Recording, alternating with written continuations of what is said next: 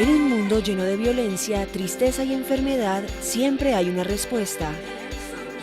Clama a mí y yo te responderé, dice el Creador. El Tabernáculo de la Fe presenta un mensaje de esperanza.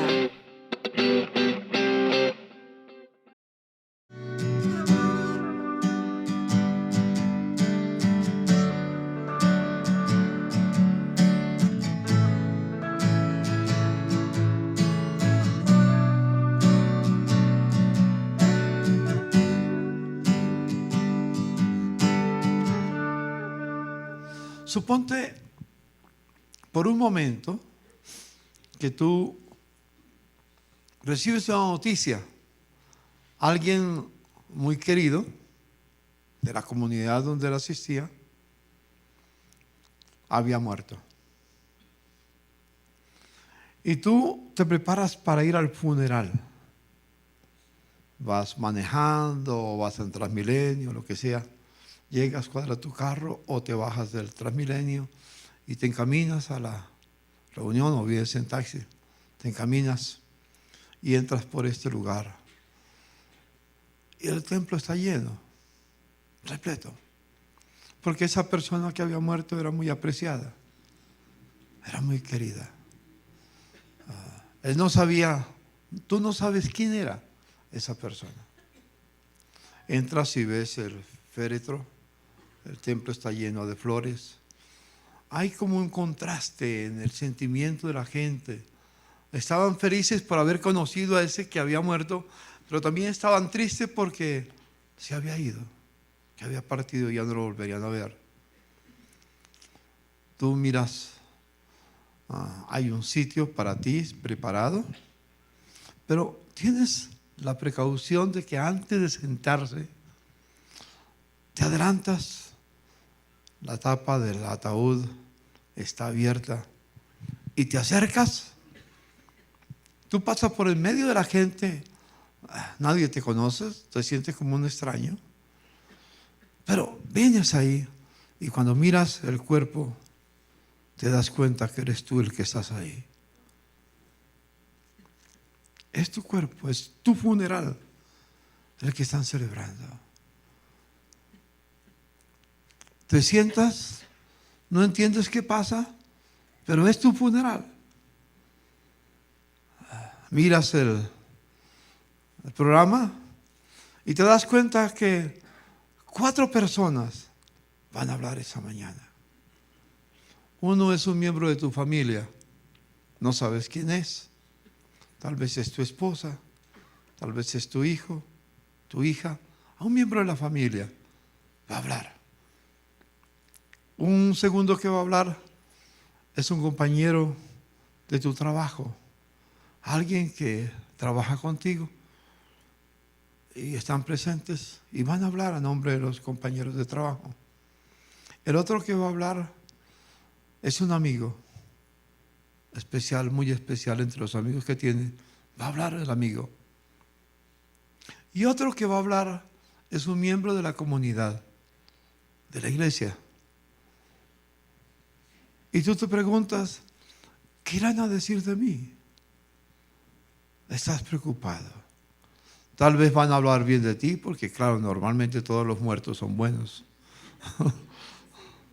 Yo he estado en funerales, un funeral que me asombró terriblemente, porque quien tenía que hablar en el funeral era la esposa de mi amigo, de mi jefe, que había muerto.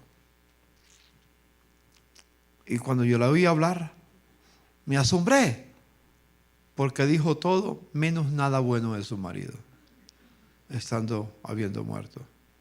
Eso lo viví hace unos años aquí atrás. El sepelio, el funeral fue hecho aquí en la iglesia de la calle 80, de la iglesia Alianza Cristiana y Misionera. Y yo me asombré ese día. Conocía la situación, pero no conocía internamente que vivía esa familia. Bueno, te sientas y van a hablar. Voy a hablar de un quinto personaje que no está en el libro, pero que vino a mi mente.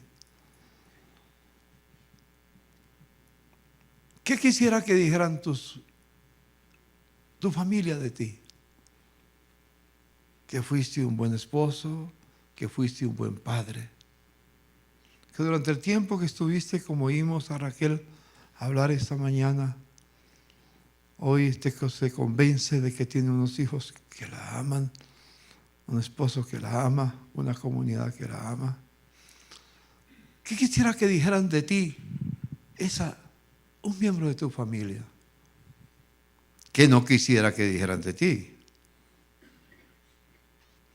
Va a hablar un compañero de trabajo. ¿Qué quisiera que dijera su compañero de trabajo? Especialmente en esos momentos que tus compañeros estuvieron enfermos o en crisis o fueron despedidos o tenían amenaza de perder el empleo. ¿Qué van a decir ellos? ¿Que tú en esos momentos de crisis le acompañaste? ¿Estuviste con ellos para ayudarlos?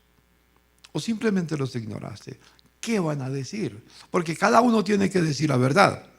La condición para que cada uno hablara era decir la verdad y no simplemente aparentar lo que no era, no. Decir la verdad. ¿Qué quisiera que dijera? El amigo tuyo, esa persona que confiaste. ¿Qué quisiera que dijera los miembros de la comunidad? Que te van a extrañar. O tal vez no dicen nada, pero sienten, bueno, por fin se murió. Por fin ya nos libramos de esa persona. El Señor sabe lo que hace. No sé qué pensarías tú. Piensa por un momento, inclina tu rostro donde estás. Piensa, realmente esto es muy serio. Esto es muy serio. ¿Cómo te sentirías con todo lo que expresan de ti? Pero así como están orando, voy a hablar de la quinta persona que hablaría en tu funeral. Está aquí frente a ustedes y es Dios el que habla. ¿Qué diría Dios de ti? ¿Que fuiste fiel a sus mandamientos? Diría como dijo Dios, el Señor de Moisés,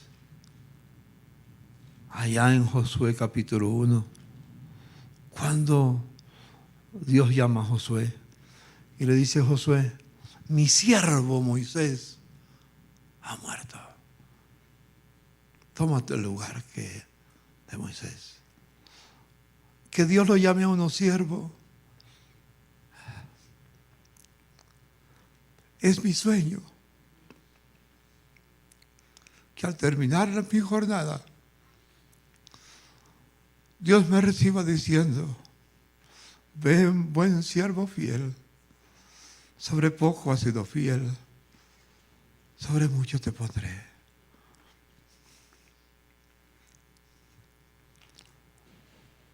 ¿Se siente Dios agradado de ti? ¿Puede Dios decir como dijo de su Hijo, de Jesús, después que fue bautizado? Este es mi Hijo amado, en quien tengo contentamiento. A Él oíd. ¿Tiene Dios contentamiento de tu vida, de tu manera de vivir? No te estoy preguntando si eres salvo o no eres salvo. La salvación es por gracia. No te estés preguntando eso. Dios se siente satisfecho de tu vida. En el cielo, Jesucristo, a la diestra del Padre, intercede por ti. Pero todo lo que le dice, Padre, ahí está mi Hijo amado, mi hija amada, que siempre hace mi voluntad. Porque mi voluntad siempre es buena, agradable y perfecta. Y Él lo sabe, ella lo sabe. Y siempre me obedece. Amaste a tus hermanos. Y Dios puede decir, el Señor Jesucristo puede decir, mi hijo, mi hija me obedeció en el en el mandamiento que les di, en el nuevo mandamiento que les di, que os améis los unos a los otros, así como yo los he amado. Y en ese conocerán todos que sois mis discípulos, en que os améis. Hemos oído hoy que el amor tiene poder para sanar enfermedades también. Muchos están enfermos físicamente porque no saben amar o porque mejor no saben recibir amor. Lo hemos oído claramente. Yo no sabía que Raquel nos iba a dar ese testimonio, iba a decir eso, nos iba a hablar de la sanidad, pero no de la medicina que tomó. La medicina del amor es la más sublime, la más bella. En fin, tengo tanto que decir. Ora al Señor y dile: Señor, después de esta parábola o de estas palabras, te pido que me enseñes, Señor, que cuando termine yo pueda dejar un legado a mi familia. No de dinero, sino un ejemplo, un modelo para seguir. Pueda ser un modelo para mis amigos, para mis compañeros de trabajo, para la comunidad.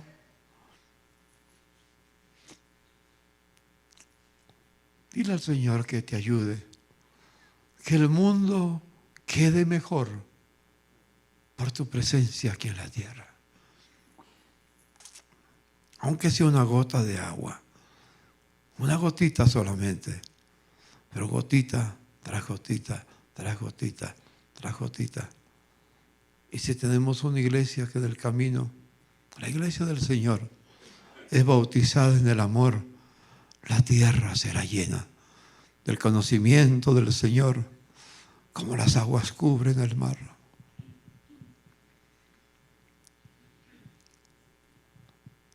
Inclina tu rostro y ora donde estás. Qué bueno, Señor. Gracias, mi Señor. Gracias, mi Señor. Gracias.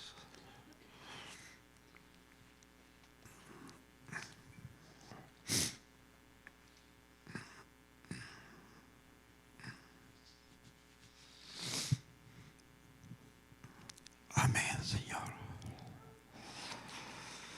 Amén. Gracias.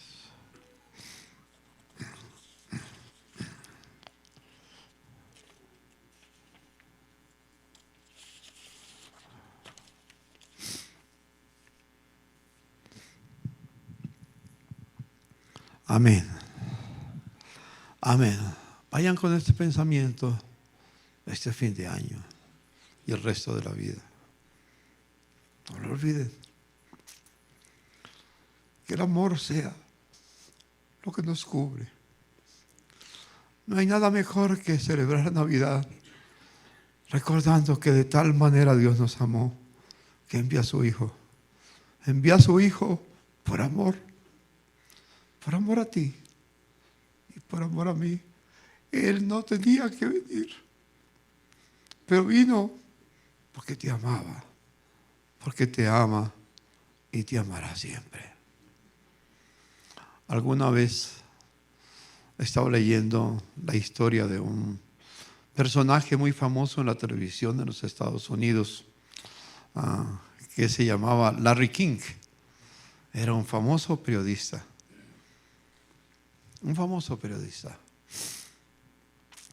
Y le hicieron una pregunta. Doctor Larry, si pudieras elegir a una persona de la historia, en cualquier momento de la historia, para hacerle una entrevista, ¿a quién escogerías? Y él, sin pensarlo dos veces, dijo: si pudiera encontrarme con Jesús de Nazaret, con Jesucristo, a esa persona que quiero entrevistar, que fue un gran entrevistador de lo más famoso en el periodismo, en la televisión. Y le dijeron, ¿y qué le preguntaría? Y él dijo, solamente le preguntaría una cosa, que eso cambiará toda mi historia. ¿Es cierto que naciste de una mujer virgen?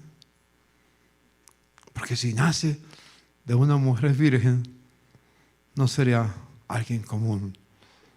Y eso cambiaría el resto de mi vida para siempre. Navidad. Qué tiempo tan precioso. Para recordar el milagro del amor, que inclusive por amor escogió a una mujer virgen para venir a esa tierra.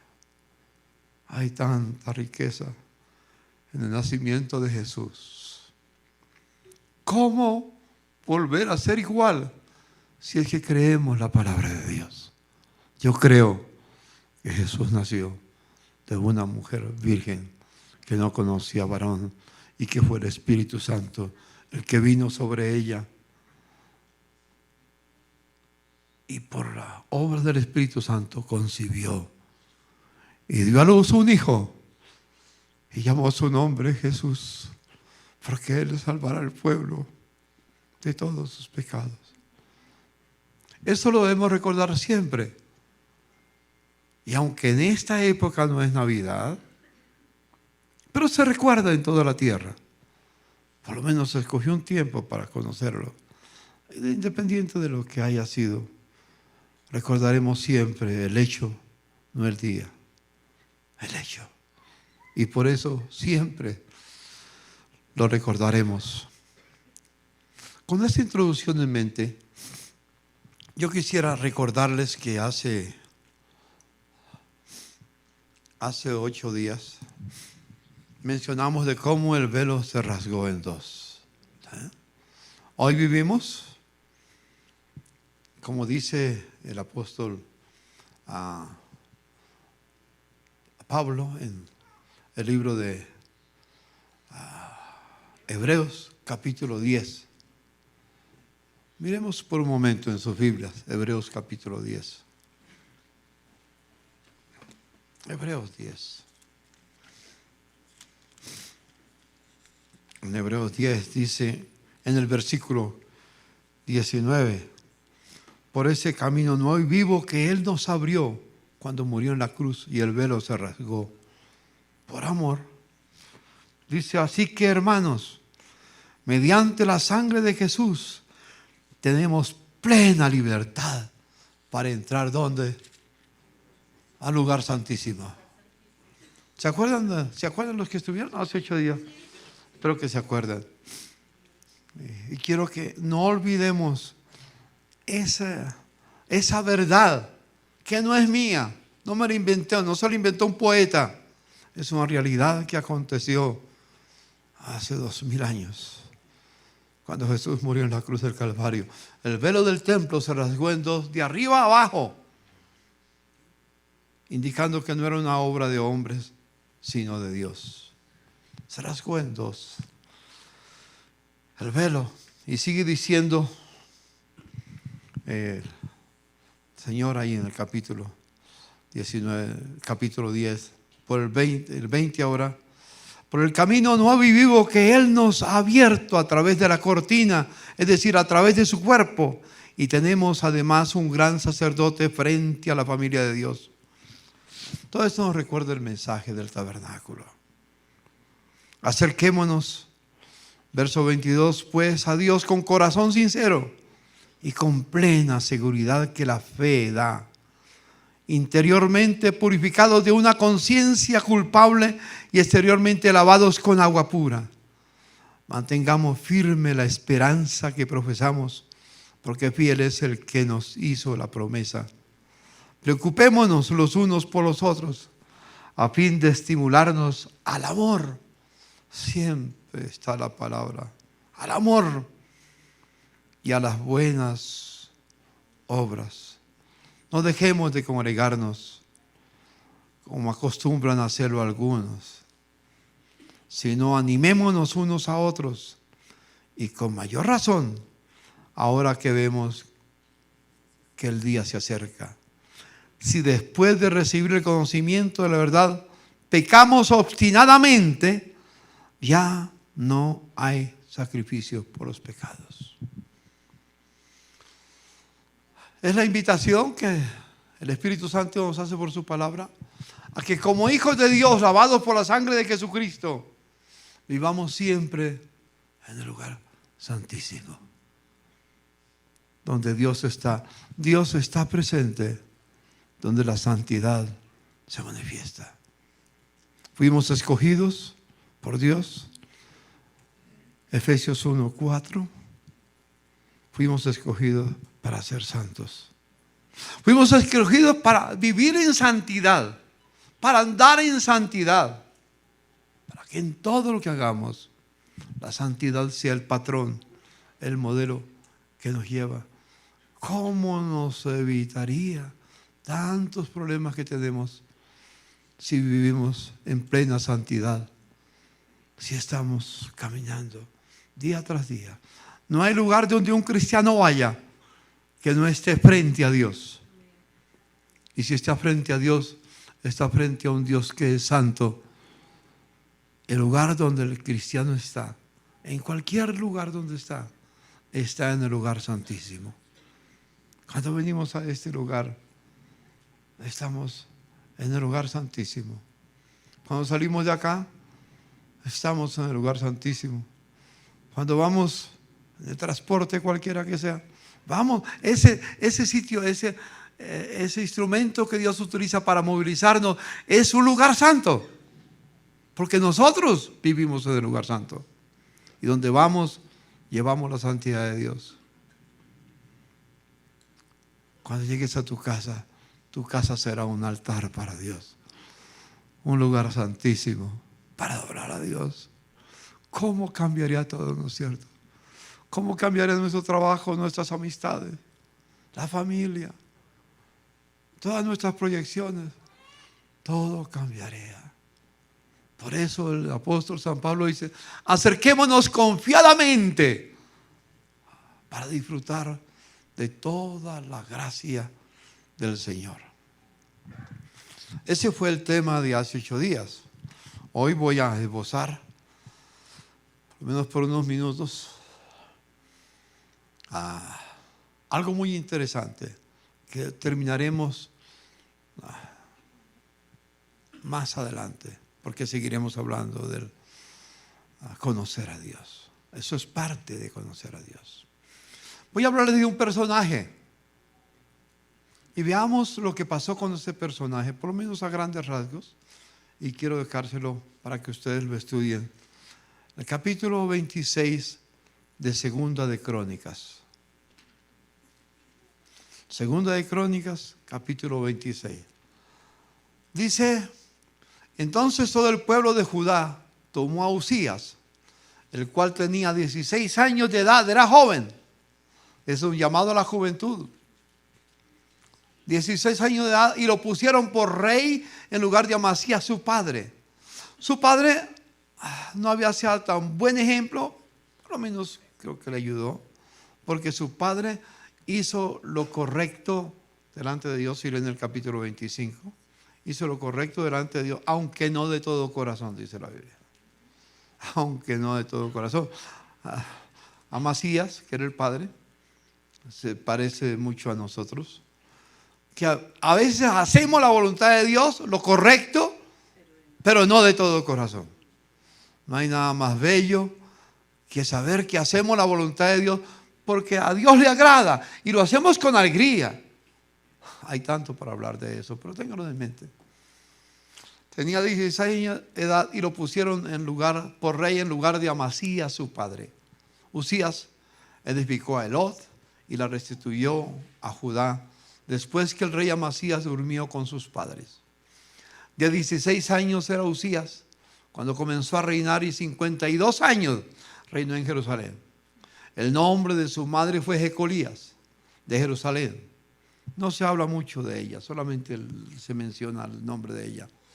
E hizo Uzías lo recto ante los ojos de Jehová, conforme a todas las cosas que había hecho Amasías su padre, de las cosas rectas que había hecho Amasías su padre. Y persistió en buscar a Dios. ¿Persistió en qué?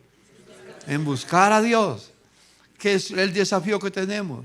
Persistir en buscar a Dios. En los días de Zacarías, tuvo un mentor muy especial que se llamaba Zacarías. No es el profeta Zacarías. Es un mentor que tenía. Qué bueno tener mentores, tener amigos que nos instruyen. ¿Qué hizo Zacarías? Dice, entendido en visiones de Dios, y en estos días en que buscó a Jehová, Él le prosperó.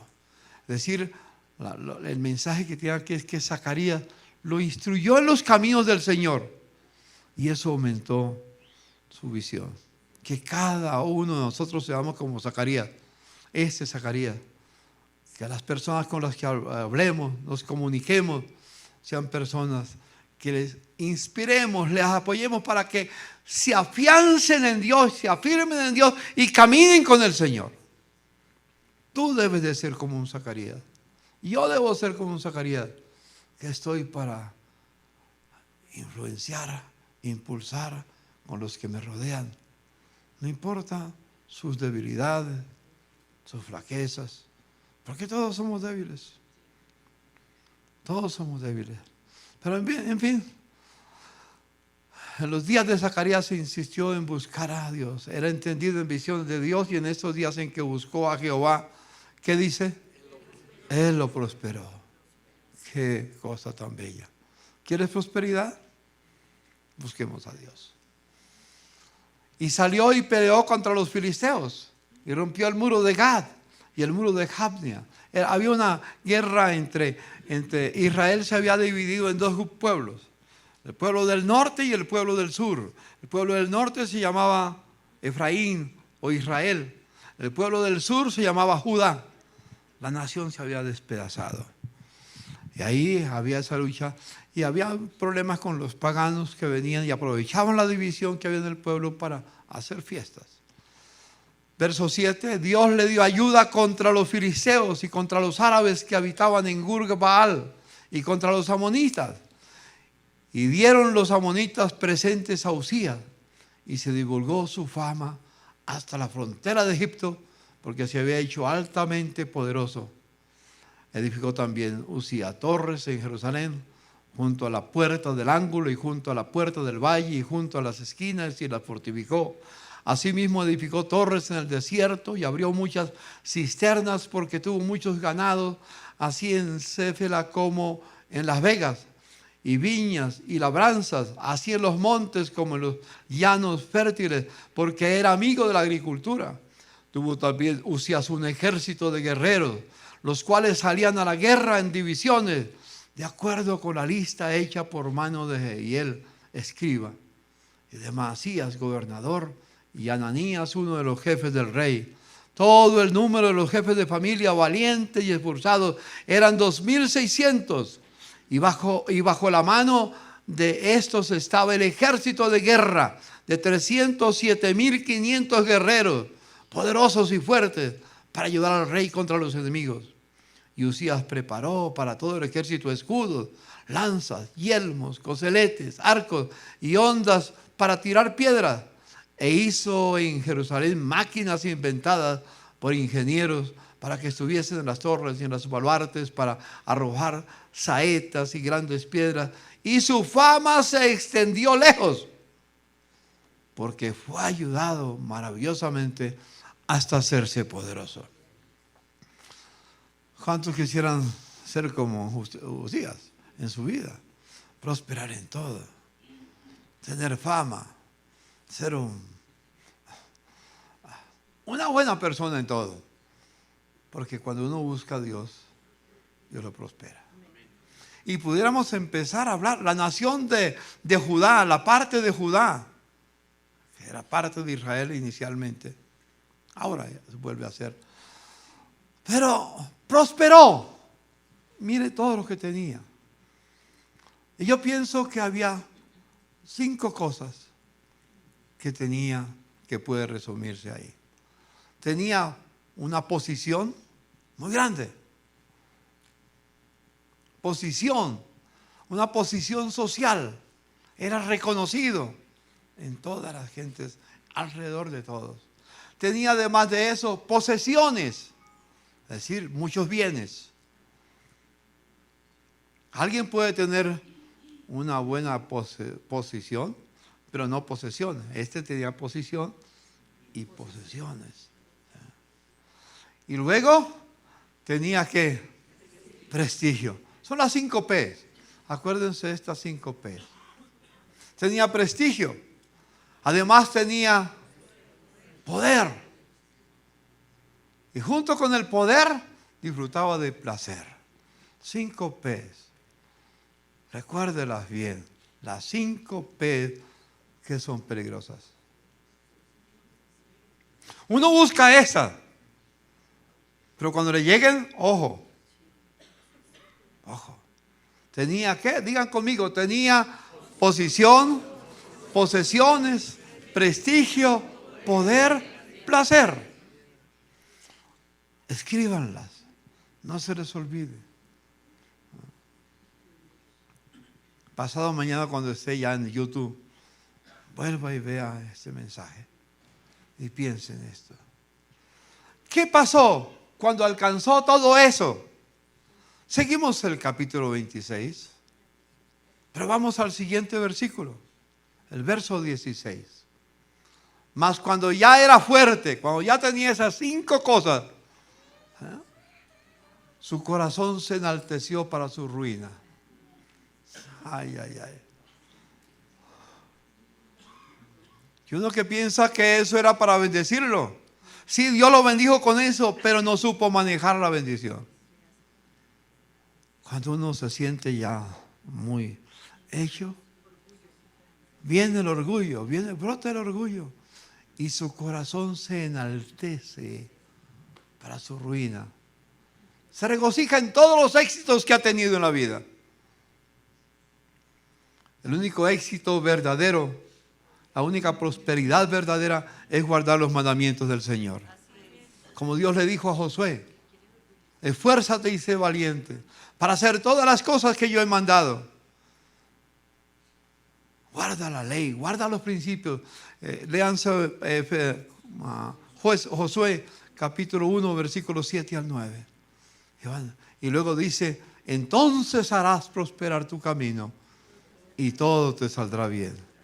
La verdadera prosperidad, el verdadero éxito en la vida es guardar los mandamientos del Señor.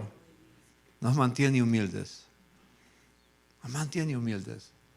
Sigue diciendo, su corazón se enalteció ¿para qué? Para su ruina. Terrible. Una persona que había sido reconocida en todas partes. Su fama se había extendido. Su pueblo se sentía satisfecho con esta persona. De la noche a la mañana, el ídolo se cayó. De la noche a la mañana. ¿Qué pasó? Porque se rebeló contra Jehová su Dios. ¿Cómo se rebeló? Hizo lo que no le era permitido a él hacer. Dice, entrando en el templo, en el lugar santo. ¿Se acuerdan de eso? Que estaba dividido en 2 partes, lugar santo y lugar santísimo. Entrando al lugar santo, donde el sacerdote entraba para ofrecer todos los días el pan, el incienso y todo. Después estaba el lugar santísimo, que ya lo hemos tocado. Para quemar incienso en el altar del incienso. ¿Se acuerdan que habían 3 objetos?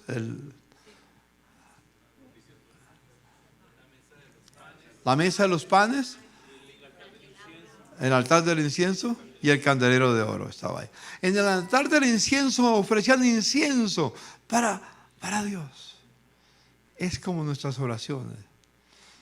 Nuestras oraciones, para que sean olor fragante a Dios, deben ser hechas conforme a su voluntad.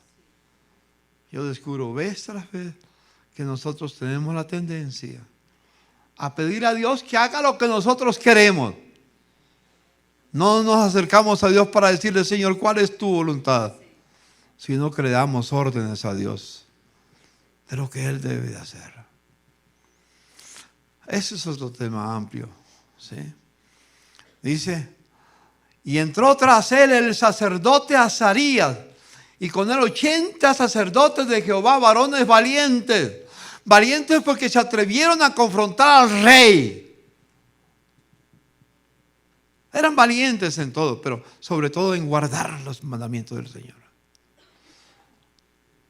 Y se pusieron contra el rey Usías, no importa que sea el rey.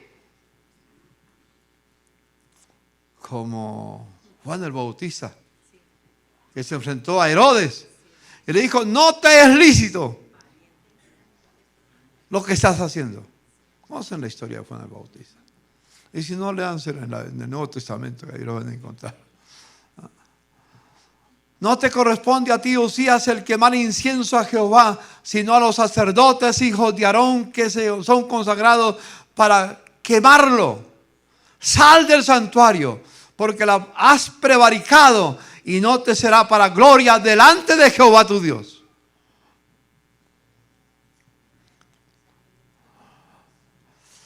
Y sigue, entonces Usías, teniendo en la mano un incensario para ofrecer el incienso, ¿qué pasó? Se llenó de ira. Y en su ira contra los sacerdotes, la lepra le brotó en la frente. Lepra, en la época antigua, era una enfermedad incurable. Hoy todavía, cuando a alguien le da lepra, comienza a podrirse su cuerpo y se vuelve insensible. La lepra todavía sigue siendo una enfermedad terrible que ha ido desapareciendo, pero hay lugares de la tierra que hay lepra. A cualquier momento vuelve a brotar esa enfermedad en la tierra. Pero la lepra es símbolo del pecado. Si ustedes quieren conocer todas las situaciones del leproso en los tiempos de Israel, léanse Levíticos capítulo 13. Y ahí van a encontrar lo terrible que era que alguien tuviera la lepra. La lepra brotó en la frente delante de los sacerdotes de la casa de Jehová, junto al altar del incienso. No importa dónde estaba, uno puede estar en este lugar y no hacer la voluntad de Dios. Y está pecando contra Dios. Pero estoy en la casa de Dios. Sí, pero no conforme a lo que Dios estableció. Y le miró el sumo sacerdote a Azarías y todos los sacerdotes, y aquí la lepra estaba en su frente, y le hicieron salir apresuradamente de aquel lugar. Y él también se dio prisa a salir, porque Jehová lo había herido. El mismo que lo prosperó, ahora lo hería. ¿Sabes eso? El que nos prospera también tiene poder para herirnos si no hacemos su voluntad. Yo sé que este tipo de reflexiones no tienen ningún humo, ninguna luz, ninguna cosa que lo haga saltar de alegría. Nos hace saltar de temor. Porque estamos viviendo delante de Dios. Y venimos aquí y salimos de aquí y vamos a nuestra casa. Y en cualquier lugar donde estamos delante de Dios, y Él es santo. Y porque Él es santo, también nosotros debemos ser santos. ¿Cómo andarán dos juntos si no están de acuerdo? Que Dios nos ayude. Así el rey Usías fue leproso hasta el día de su muerte. Murió leproso.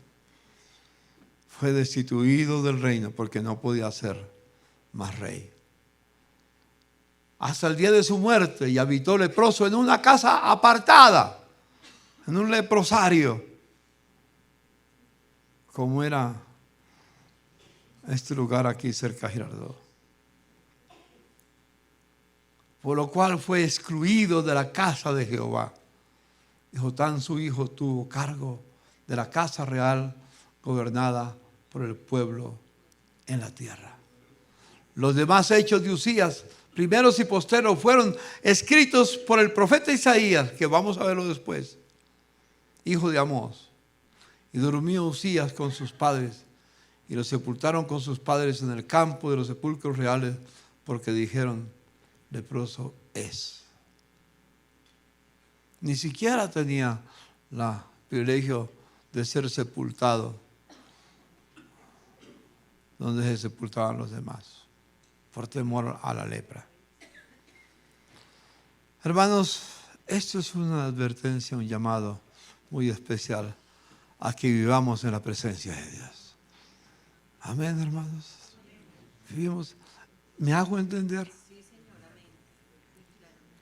Lo demás lo vamos a ver cuando veamos al profeta Isaías. Hermanos míos, que Dios nos ayude, que en la prosperidad nosotros mantengamos nuestra intimidad con Dios. No importa la posición social que alcancemos, no importa las posesiones que tengamos, no importa el prestigio, el poder o el placer que disfrutemos. Cuando eso aparezca, Satanás va a poner cáscara para que resbalemos y caigamos. Pero con la ayuda del Señor, con su presencia, Él nos sostendrá con su mano. Aleluya. Y pasaremos por las dificultades de la vida. Dale ese aplauso al Señor. Sostenidos de la mano del Señor, andaremos en la tierra. Bien lo dijo Jesús. Mis ovejas oyen mi voz y me siguen, y yo les doy vida eterna. Y nadie las podrá separar de la mano de mi Padre, porque yo también estoy agarrado de la mano de mi Padre. Y la figura que presenta Jesús en el Evangelio de San Juan capítulo 10, al finalizar, creo que es verso 27. Es linda. Por la tierra vamos caminando. Por un lado, la mano del Padre nos sostiene. Por otro lado, la mano de Cristo nos sostiene. Y yo ando en medio de los dos. Y por eso Pablo decía, ¿quién nos separará del amor de Cristo? Nadie nos puede separar. Seguiremos caminando. Caminar en la presencia de Dios. Qué fascinante es. Oremos. Señor, te doy gracias por este momento de reflexión en los que estamos acá y los que de alguna manera tal vez nos están viendo en cualquier parte de la tierra, porque con el canal de YouTube vamos a tantas partes, Señor. Gracias por tu amor, gracias por tu bendición. Gracias, mi Jesús. Aleluya.